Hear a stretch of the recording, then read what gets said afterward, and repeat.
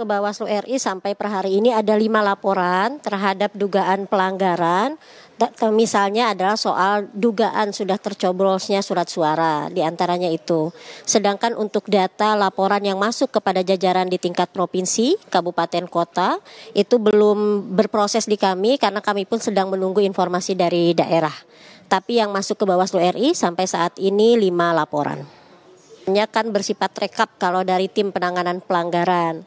Tetapi kalau untuk segala hal yang sudah viral, misalnya video-video yang bertebaran di media sosial, ini juga menjadi perhatian Bawaslu dan kami melakukan penelusuran. Terhadap yang viral-viral itu, langkah yang dilakukan Bawaslu adalah mengecek apakah laporan hasil pengawasan jajaran pengawas pemilu sudah terekam dengan baik akan peristiwa itu. Lalu kami melakukan analisa terhadap LHP. Jika masih dibutuhkan informasi tambahan, tentu kami akan melakukan penelusuran. Tapi jika dianggap cukup dan memang terpenuhi unsur-unsur dugaan pelanggarannya, maka berproses di Bawaslu setempat. Seperti itu. Iya pemirsa, sebelum kita lanjutkan diskusi, kita coba hadirkan terlebih dahulu di mana Ketua Bawaslu di Rahmat Bagja sempat menyatakan bahwa pemilihan suara ulang pemirsa akan dilaksanakan pada sekitar 2000 TPS. Pemilihan suara ulang juga akan dilakukan karena adanya laporan pemilih yang menggunakan hak pilih mereka lebih dari 1 kali. Yang paling kemungkinan akan terjadi PSU adalah kejadian 2.413 TPS yang didapati adanya pemilih menggunakan hak pilihnya lebih dari 1 kali. Ini kemungkinan PSU-nya besar. Tapi tentu lagi ditelusuri oleh teman-teman apakah benar demikian dari Panwascam dan juga Bawaslu Kabupaten Kota. Dan juga ada 6 masalah dalam pemungutan suara seperti 11.2033 TPS yang didapati adanya sirekap tidak dapat diakses oleh pengawas pemilu, saksi dan atau masyarakat. Walaupun kami harus menyatakan bahwa sirekap ini adalah alat bantu. Jadi yang paling kita pegang adalah manualnya nanti. Rekapitulasi manual, bukan sirekapnya. Nah itu tadi pernyataan dari Ketua Bawaslu ya Rahmat Bagja. Mas Nova, menyambung hal tadi, jangan-jangan kemudian narasi yang digaungkan di Twitter tadi yang sebagai besar negatif itu adalah juga by design gitu Mas. Ini tuh organik atau bot sebenarnya kalau Anda capture? Kalau kita ngelihat dari akunnya, itu kan kita harus lihat akunnya. Betul. Kita nilai per akunnya. Satu akun itu kita lihat sekitar 200 postingan atau 200 aktivitas terkininya.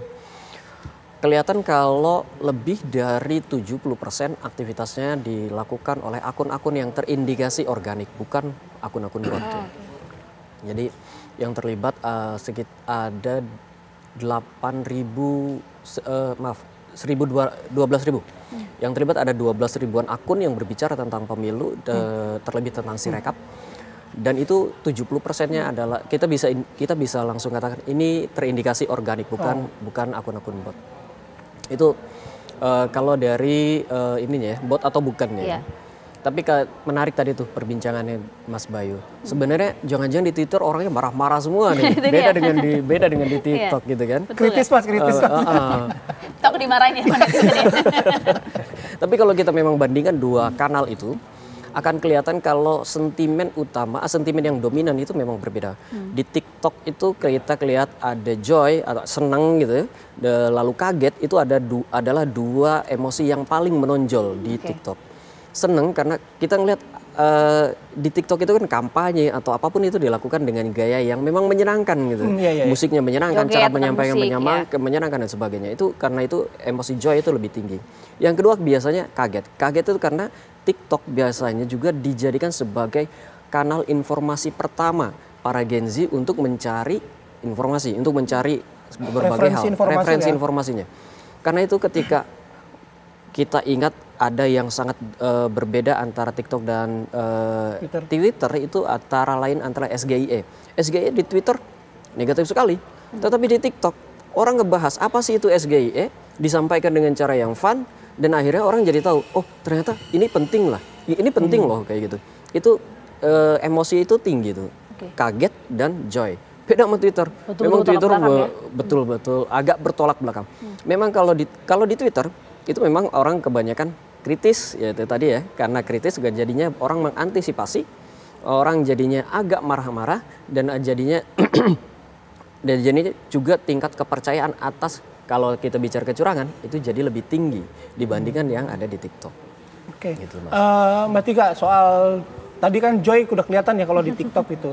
Tapi kalau kita bicara soal satu lagi si rekap, kemudian dugaan kecurangan gitu. Benar-benar tidak ada yang di-highlight oleh para pengguna TikTok ini, atau kalaupun di-highlight yang ditekankan apa sih sebenarnya gitu? Sebenarnya kadang-kadang yang di TikTok tuh ada, tapi dia tidak mendapatkan engagementnya ya. Jadi problemnya adalah di engagementnya itu sendiri gitu loh. Dan kita juga melihat bahwa ternyata TikTok itu menjadi salah satu fenomena dunia sekarang. Dia lagi trennya lagi naik. Kalau di 2019 kita bisa melihat bahwa apa yang ada di Facebook itu dia ternyata selaras dengan hasil di Pilpres. Tapi di 2024 ini ternyata apa yang ada di medsos, engagementnya terutama di TikTok itu selaras dengan hasil di quick count. Jadi kalau kemarin kita ada di data, kita membuat riset, ternyata engagement di medsos itu 55% untuk Prabowo, 25% untuk Anies, dan 20% untuk Ganjar. Gak beda jauh dong ya sama si quick count berarti? Itu dia, makanya kita agak, buat kami tuh ada satu hal yang menarik karena berbeda. Biasanya yang namanya media mainstream itu yang mendrive isu. Tapi, dan itu yang lebih potret daripada realita. Tapi ternyata engagement di medsos dan terutama adalah TikTok itu adalah lebih mendekati potret yang ada di pemilu sekarang. Dan ketika dihubungkan antara Twitter sama TikTok, akhirnya memang ada beberapa yang sedang menyorot terkait sama situasi ini yang disebut sebagai, kita kok masuk ke dalam sebuah fase yang disebut sebagai fase politik gitu loh. Seperti juga fast food gitu.